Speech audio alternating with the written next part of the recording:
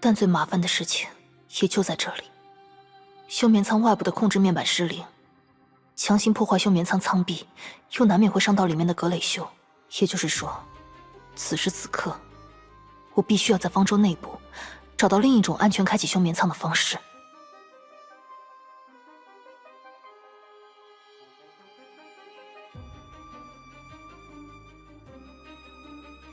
以上就是方舟计划的全部，还有人有疑问吗？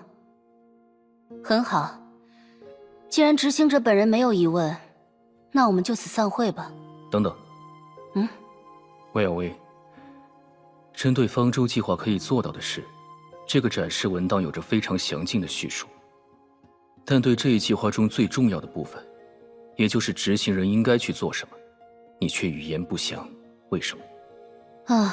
我理解你的担忧，但老实说，这部分的确不需要解释。在我看来，只要具备正常的逻辑认知能力和颜色识别能力，谁都可以成为方舟计划的执行者。在设计之初，我就尽可能简化了方舟内部复杂的操作系统。按下红色的1号按钮，方舟就能起飞；按下绿色的1号按钮，就能开启休眠舱。瞧，这一点也不难，对吧？当然，如果科斯摩本人觉得不够有趣，也可以从傻瓜模式切换为专业模式。不仅如此，我还提前考虑了所有方舟航行期间可能遭遇的意外情况，分别编写了各种门类的便携说明书，以及搭配了人工智能的疑难解答系统。便携说明书，就是维尔薇姐找我录音的那个？你指的是最先进的工程器材之本世纪最伟大的工程师倾其大半生心血所编纂的使用说明书？那只是其中的一小部分。不过你说的没错，总而言之，像格蕾修这般大的孩子，经过10分钟的培训，也足以成为方舟的乘客。或许这个例子不太恰当，不过这就是我对于执行部分的全部说明。根据维尔薇当时的描述，我应该优先寻找能启用疑难解答系统的控制台，毕竟便携说明书更可能被格蕾修随身携带。好，出发吧。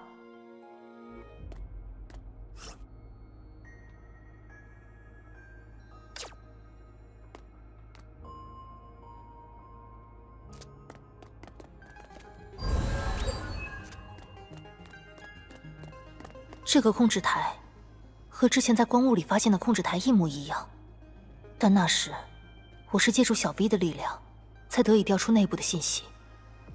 现在算了，想再多也无济于事，先试试看吧。正在进行面部识别，请稍后。来访者为火种计划执行者华，已具备访问权限，正在唤出控制面板。等等，我本来就拥有访问方舟系统的权限。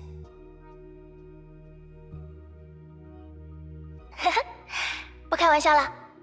简单来说，你眼中的迷雾只是幻觉为真实拉上的帷幕。当然，幻觉的呈现形式也和你本人密切相关。至于控制台，它本来就是现实中的控制台，是帷幕百密一疏的破绽，所以我才叫它漏洞。很好理解吧？也就是说，小 V 的帮助其实从头到尾都不重要，是我那时的注意都集中于漏洞，忽视了小 V 话语中的关键。控制台本来就是现实中的控制台，才给了他可乘之机。事已至此，还是先看看控制台能做些什么吧。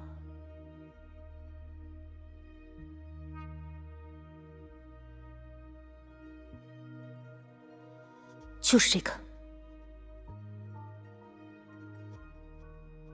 请以提问开头，说出你的问题，我会尽力解答。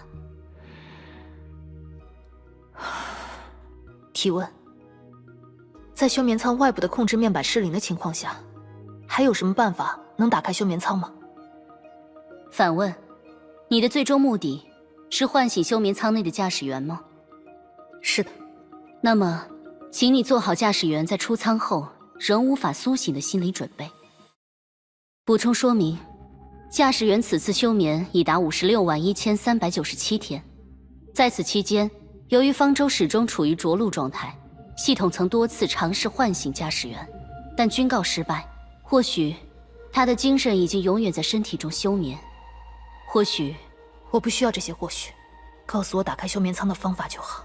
如果你做好了心理准备，请前往回廊尽头的功能系统操作台，切断休眠舱与辅助功能系统的连接。这样做，休眠舱就会停止自身的全部模块，并强制开启舱门。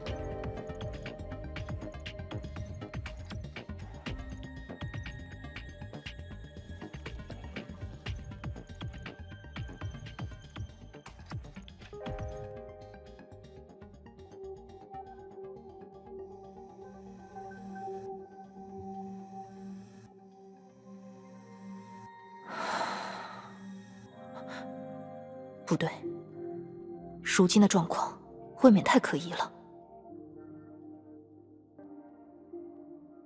从监控画面来看，基因库完好无损，但标志着基因库正常运转的指示灯没有亮起。提问：方舟的功能系统出现问题了吗？检测到疑问，即将进行解答。方舟当前功能效率为18.7%，功能效率与昨日相比下降了0.46%。建议立刻开启原位资源采集系统，或暂停休眠舱的使用。为什么是休眠舱？休眠舱是方舟当前耗能最大的设备，目前方舟主发动机下落不明，如不加以限制，辅助功能系统的能量储备最快将在数年内耗尽。主发动机下落不明，也就是说，相当于一直在使用备用电池吗？但以方舟的结构来说，主发动机为什么会……不对，这不是重点。如果基因库无法正常运转，是因为方舟当前功能不足，那么来自那个时代的所有基因样本，岂不是……检测到错误，即将进行纠正。基因库内存放的3844套动植物基因资源，216组人类基因样本，已全部投入使用。这……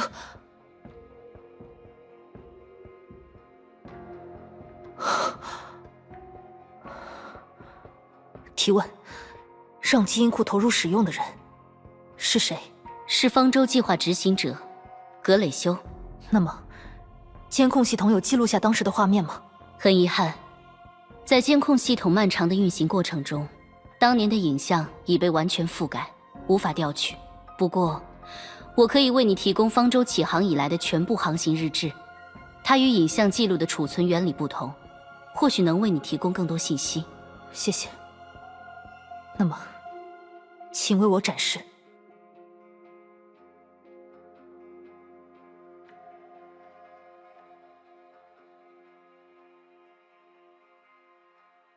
所以，其实只有两种可能：其一，小 V 杜撰了这些历史，并让一切在他离开后仍然生效。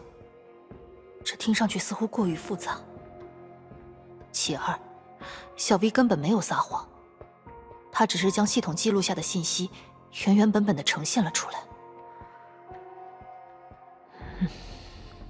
无论格蕾修在方舟坠落时遭遇了什么，最终的结果都是他毫发无伤的沉睡于休眠舱。但基因库内的基因样本已全部投入使用，也是不争的事实。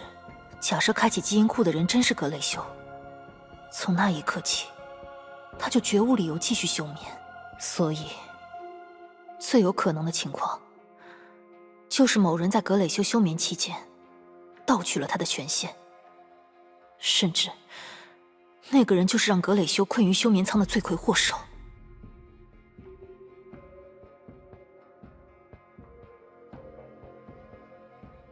不过，无论罪魁祸首是谁，那个人对格蕾修的态度都具有诸多难解之处。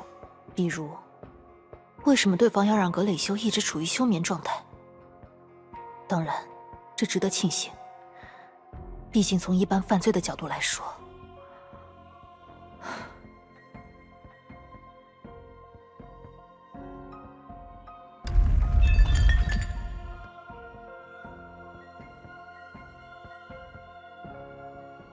回廊的监控系统看来是坏了。至于刚刚的声响，去确认一下吧。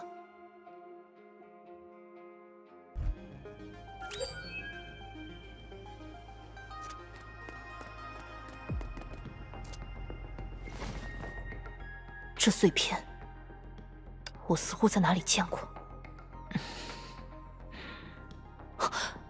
难道说……浮华姐，我们或许应该最先向你介绍这件展品，毕竟整座弗洛斯城都建立在它的基础上。这并不是普通的碎石，而是一枚创造新生的流星碎片。那是一段弗洛斯城人尽皆知的历史。如果方舟的碎片就是 V 他们口中创造新生的碎片，那启明，也就是弗洛斯，就必然是方舟播种后的产物。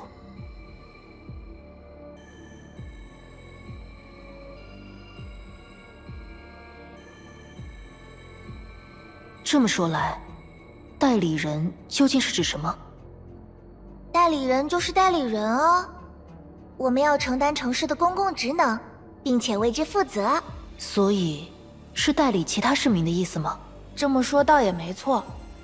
这座城市的历史可以追溯到最初的创世神话，我们可不能让这样悠久的文明断绝呀。现在想来 ，V 他们虽然对城市与工作满腔热忱，却对自己究竟在代替何人管理城市闭口不谈。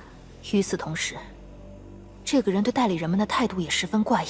他愿意给予代理人权限的象征——钥匙，却不允许他们利用钥匙进入禁地，探查方舟。也就是说，他不希望 V 他们知晓禁地里的一切，特别是方舟和格蕾修的存在。但换一个角度来想，既然格蕾修就在这里，原封不动，那个人真的害怕代理人们知道城市起源的真相吗？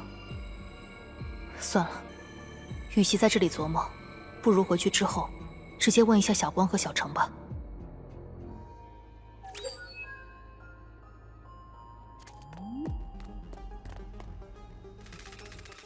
现在还剩最后一个调查选项。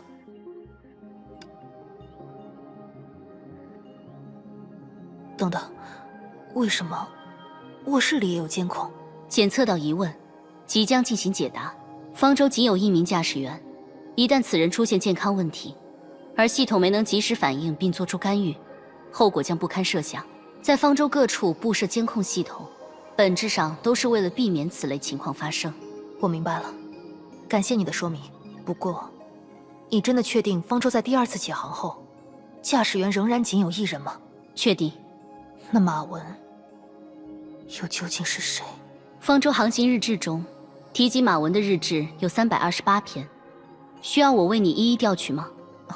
不必了，如果可以，能麻烦你帮我找一找会有马文形象的日志吗？会有马文形象的日志共23篇，正在为您调取。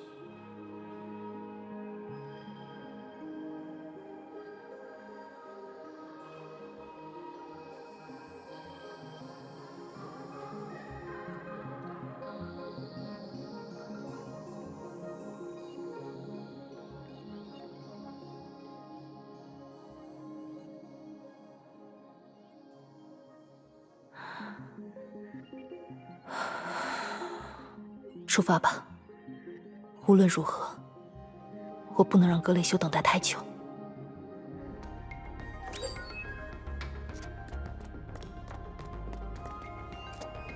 是啊，那个总是躲在画室画画的女孩，她早就成为了一位了不起的英雄。